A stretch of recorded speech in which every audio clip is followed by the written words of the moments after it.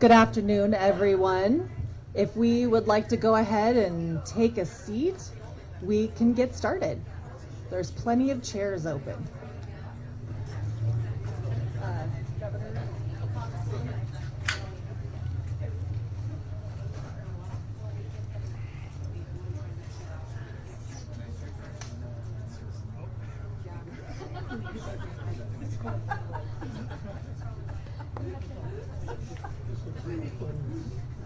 That's interesting to just be staring at you. Hi.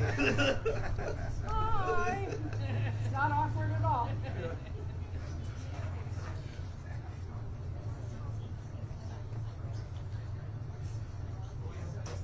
We've got a couple more open seats right there in the second row. If anyone else would like to sit down.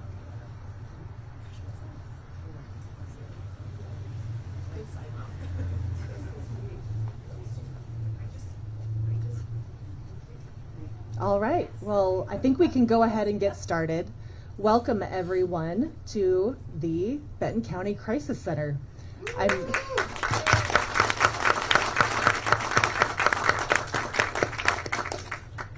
I'm Nancy Wise, Chair of the Board of Commissioners, along with my fellow commissioners, Pat Malone and Gabe Shepard.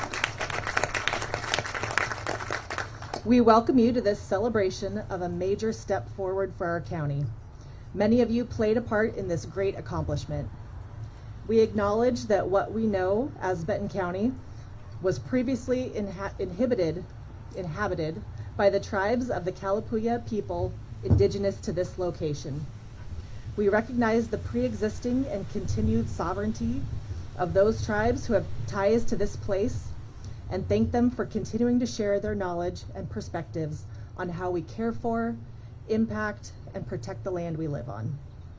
I'm honored to welcome Governor Tina Kotek to Benton County.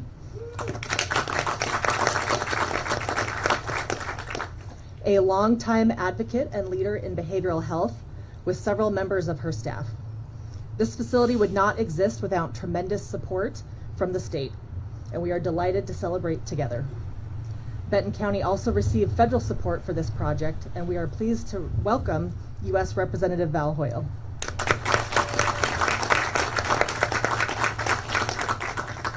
There are several other elected officials here today who prioritize the mental health and overall wellness of Oregonians. I would like to recognize we have District Attorney Ryan Jocelyn. We have City of Corvallis Mayor Charles Mon. And Sheriff Jeff Van Arsdal sends his regards. He had a family matter come up. And are there any other elected officials that I've missed today?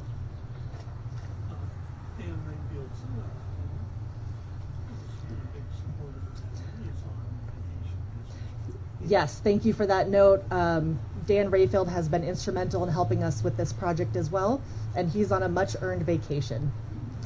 Others of note today who could not join us, Senator Ron Wyden, who sent his representative to be part of our important day, former Congressman Peter DeFazio, and former Commissioner Zan Ojro, who both played essential roles in making this project a reality.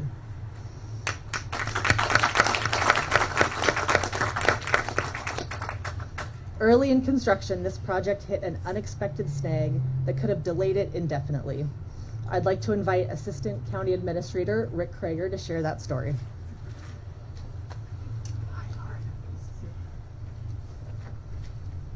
Well, thank you everyone, and it's just an honor to be here today to see the work that everybody has put so much effort into, and just very privileged to be able to speak today. As we know, it takes demonstrated need, vision, commitment, and patience to pull off a project like Benton County Crisis Center. It also takes money. My journey with this project began in October of 2021 when I was hired as Benton County's Chief Financial Officer. Up to that point, the county had secured $2.2 million of initial resources through the awards of $1.1 million of federal funds supported by Congressman Peter DeFazio and $1.25 million of state ARPA resources earmarked by Representative Dan Rayfield. Unfortunately, we were still 5.5 million short in meeting the estimate $7.7 million project cost. I fondly recall my first day on the job when former County Administrator Joe Kirby presented with me his top 10 goals for me. One of those was simply find money. In particular, he was speaking mostly of the Crisis Center. I think he must have thought, with my long experience with state government and also working with various federal delegations, that perhaps I could magically make money up here, but it certainly doesn't happen that way. We quickly approached this shortfall by taking on an assertive effort by the Board of Commissioners and community advocates to effectively illustrate the great need for behavioral health crisis center in our community. This materialized in the form of a request to the 2022 state legislature to support the Crisis Center. With the help of our legislative delegation, the county was appropriated $5.5 million of the state general fund to fully fund the Benton County Crisis Center in June of 2022.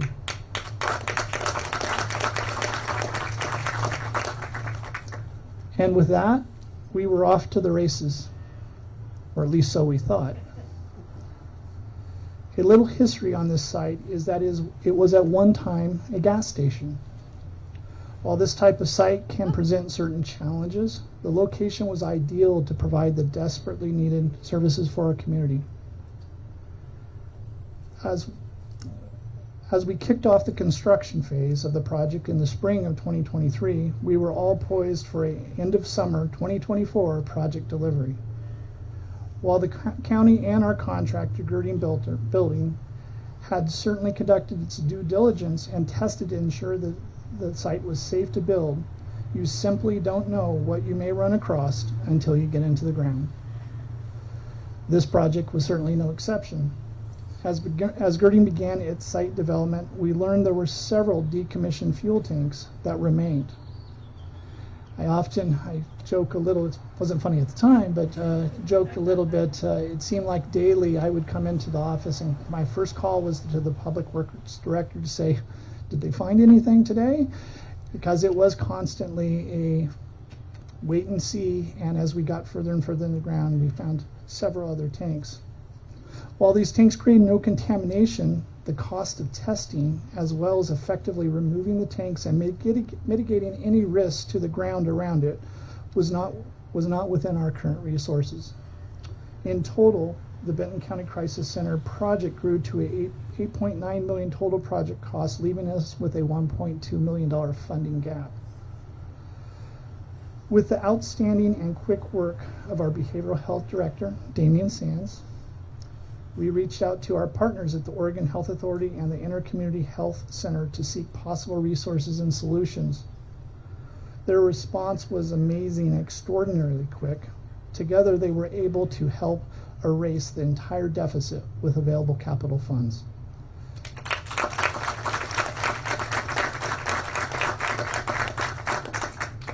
As a result, we were able to get the project back on track, and while our completion date slipped 9 months, with the great work of Girding Builders, all of our wonderful county staff, and all of our terrific partners, we were able to complete the project in budget, at least the revised budget, with no additional strain on our county taxpayers. This is fully funded state, federal resources, and this is something we're very proud of.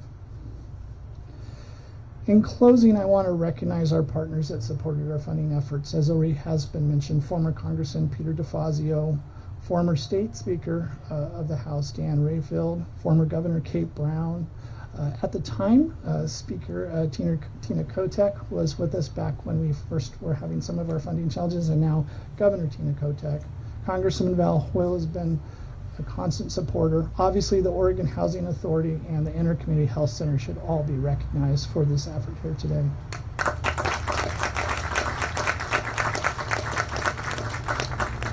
In addition, I would be remiss without acknowledging the incredible leadership of our current Board of Commissioners, Commissioner Malone, Commissioner Shepard, Commissioner Wise, and I would also want to recognize former Commissioner Zana Ojiro for their perseverance, support, and dedication to meeting the behavioral needs of Benton County.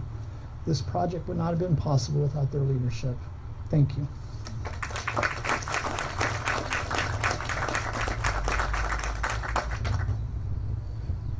Thank you, Rick. It's now my great pleasure to introduce Governor Tina Kotek to share some remarks.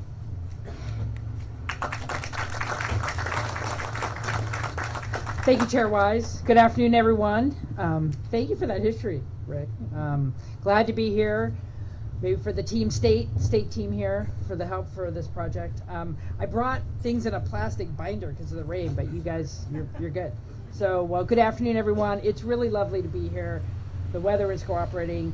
It's an honor to be here because if you have heard just from the snippets, and many of you know the story, to be here today with this type of wonderful facility, it takes a community, it takes perseverance, it takes vision, and I'm really proud to be here as your governor to celebrate this opening today, because we all believe that we could be doing a better job and need to continue to do a better job in Oregon to meet the needs of folks who are struggling with mental health issues and in some cases in a crisis state.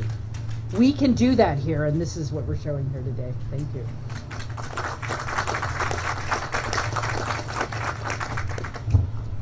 Because we all know that people need a safe, stable place to be when they are in crisis, so they can begin that healing and rejuvenation that we all know is possible, but they need that place to go.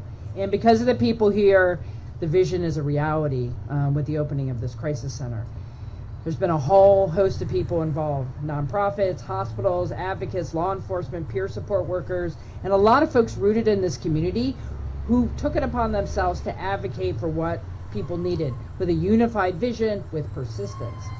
You have helped shape a model of care that truly reflects the needs of your county, and that is an impressive feat. You are filling a critical gap in the healthcare continuum with this crisis center and helping divert individuals from more expensive and less trauma-informed places when they need care. And that's why this crisis center is so important. And to build something like this, you need money, you need willpower, and then the folks who are putting it together, the folks who are designing it, and I'm looking forward to the tour. How do you create a place that is welcoming in the design and in the construction and just the way the place feels, so when someone comes in the door, they can feel, without anyone saying a word, you matter. And I think that's what's great about a space like this coming together the way it has. Local leaders, elected officials who have supported this project from day one, your commitment and leadership paved the way to make this happen, and that is the type of good governance that we all want to see in our state, and you are delivering today. This center, as you have heard, is the result of the state's ongoing partnership with our local government to make sure we can increase access to care and places where people can get the help they need when they need it. Because we know there's just too much pain in the community, there's too much pain on the streets, people need help, and you are going to be changing lives, saving lives with this crisis center. For those of you who have committed to this project and are going to continue to see it through, thank you for rewriting what we do here. We are writing a different story here in Oregon to make sure access to care is there when people need it, when they're ready, and it's available and they can get to it. And that's what this crisis center represents. Because it should be the rule, not the exception, that people can get the care they need. Not in the jail, not haphazardly in a hospital emergency department, although there's great people there, a place where really is set up to serve them. And as I said, these types of facilities don't happen by accident. You all know the trial and tribulation to get here. Sometimes when you come in as the governor and knowing all the hard work, you can't help but smile and know that you are setting a model for the rest of the state that people are going to continue to emulate. And so here in Benton County today, you are putting your mark on what the state is doing, and it's really incredible. So I just want to thank everyone for being part of it. Thank you for your vision. This is a new chapter in your community for care and dignity and respect for people who need health care. So thank you for what you've done, and can't wait to take the tour, and just really proud of all of you. So thank you very much.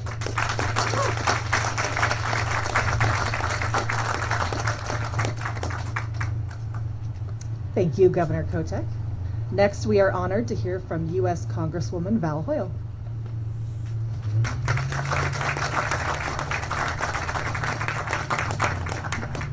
Everybody's really tall, except for me.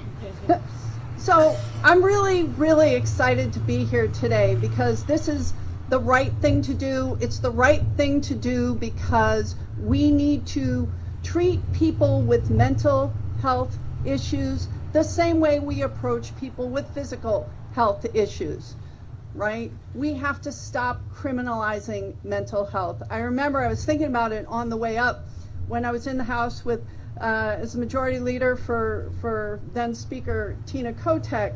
I used to have a father that would call me every 4 to 6 months, and he would, you know, his daughter had suffered from severe schizophrenia, and she would have a psychotic break, and he would call me and say, I just pray that she'll end up in jail because I don't know where she is, and I don't know if she'll be safe because she can't make the choices, and she would continually get sexually assaulted, or she would make dangerous choices. And I've talked to law enforcement officers who say, we know that we put people in a jail cell because it's the only place they can be safe, but that's not what they should be doing. Law enforcement should be protecting our public safety, protecting our security, protecting the peace, enforcing the law. That's what they want to do, and that's, with limited resources, what they should be doing.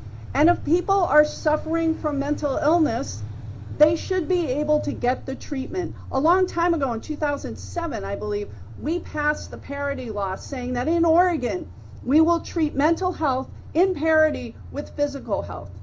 And so things like this mean that if somebody is suffering from behavioral health issues, they have a place to go, and it is the right place for them to go.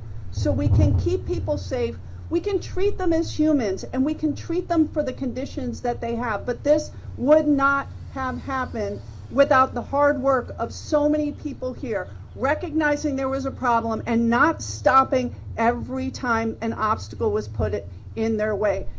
Not least of which was building on top of a place where there used to be a gas station, right? So I'm very proud to be here today. The next step and the next phase, we can get actual beds here so that people can have places to be while they're in crisis and stay overnight. And I'm really excited to work hand in hand with you, but mostly I want to thank this community, every single person here, for fighting really hard to make this a reality so that we can treat people the way they deserve to be treated as human beings. Thank you.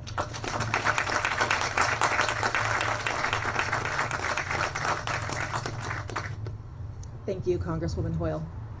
Next up, we have April Holland.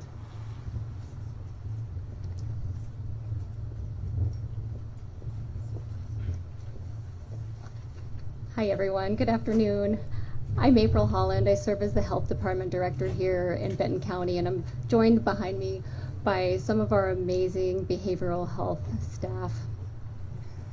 It's a tremendous honor to be here today, and an honor to follow these really inspirational leaders' comments that we've heard already. Oh, the Benton County Crisis Center. You know, this is a place that stands as a strong symbol of what is possible when a community comes together with shared purpose and shared compassion. This center will help build bridges in the community between people in need and the services they deserve, between healthcare, law enforcement, and behavioral health, between crisis and recovery. Our crisis team, they already do incredible work responding to people with skill and empathy during some of their hardest moments.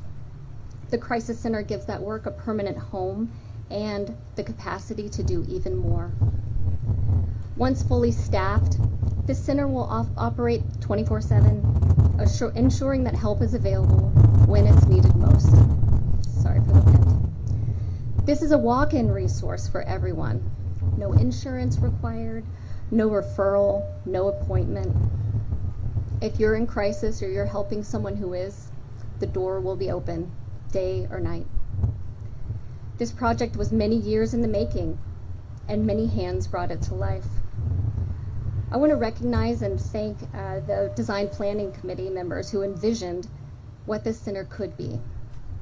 They include Good Samaritan Regional Medical Center, IHNCCO or Intercommunity Health Network, Pathfinder Clubhouse, the Corvallis Daytime Drop-In Center, Strengthening Rural Families, Oregon State University Counseling and Psychological Services, Benton County Sheriff's Office, Corvallis Police Department, and our partners at Girding Builders, Jorge, Eric, and Keith, and at Malum Architects, Kim, Brett, Carrie, and Igor. Your thoughtful and inclusive design work created not only a functional building, but a space that communicates dignity and safety to everyone who walks through its doors. I'd also like to thank our project manager, Stacy Utzi, who shepherded this work with skill, poise, and dedication, and to Danielle Brown, our previous Behavioral Health Division Director. Thank you for your early leadership and the vision that helped plant the seeds for this effort. I also want to express heartfelt appreciation to our team at the Health Department, to the behavioral health staff and managers, and especially our crisis team. You do the work every day, quietly, expertly, and with deep compassion. This center is for you and the people you serve. And special thanks to Ricky Garcia, who now knows more than he ever wanted to about building design and underground storage tanks. Ricky, your dedication to solving hard problems and getting us across the finish line has been nothing short of heroic. And finally, to Damian Sands, our Behavioral Health Division Director. Thank you for your steady leadership, your heart for this work, and for your belief in what's possible when we put people first. The Crisis Center is more than a building. It's a commitment to ensuring that no one in Benton County has to face crisis alone. Thank you all for being part of this journey.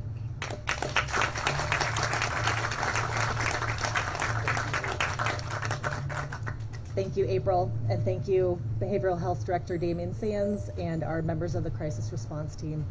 And I just wanted to add on my thanks and appreciation for the hopefully figuratively blood, but very probably literal sweat and tears that our staff has put into this project and that they will do every day. This is a beautiful building, but it will only be successful if our people make it so, and I know they will.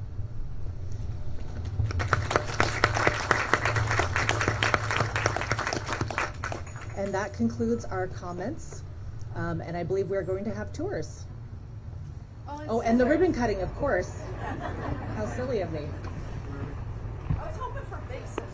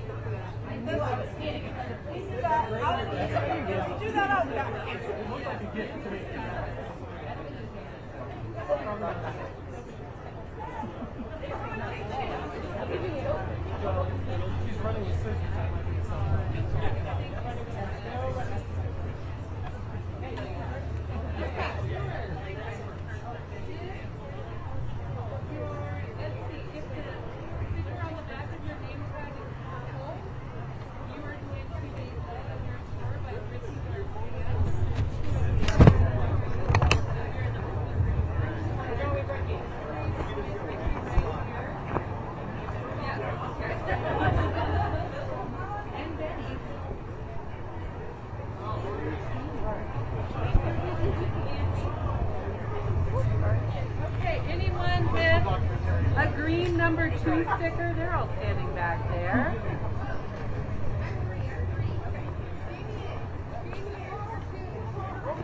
Our group 2 tour guide.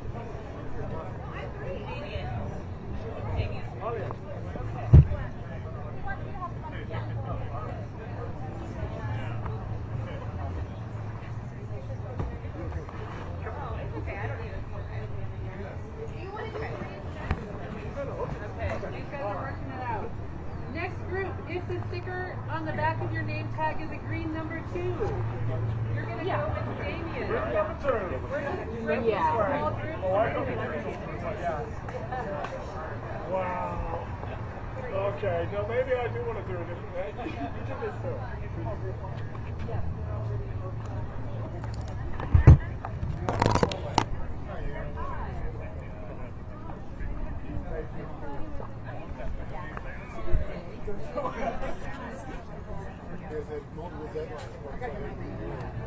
Oh, thank you.